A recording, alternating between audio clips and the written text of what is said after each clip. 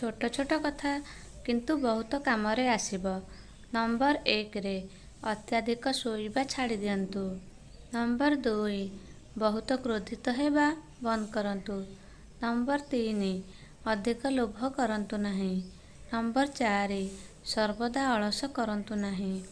Number 5 लोकमाने कौन कहिबे एथिपाई भयभीत हुअंतु नहीं।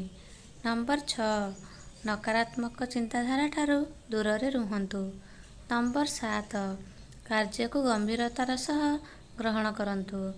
नंबर 8 काम करिबा समय रे अन्य समस्या उपरे ध्यान दियंतु नहीं। नंबर 9 अनावश्यक जिनिस रे समय बिताइबा कम करंतु। नंबर 10 निज कार्य व्यवस्थित ढंग रे परिचालित करंतु। नंबर 11 आजिर काम काली पाई टाळंतु नहीं।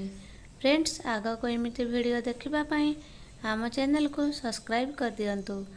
वीडियोटी केमिति लागिला कमेंट बॉक्स रे कमेंट करके जणातु। धन्यवाद।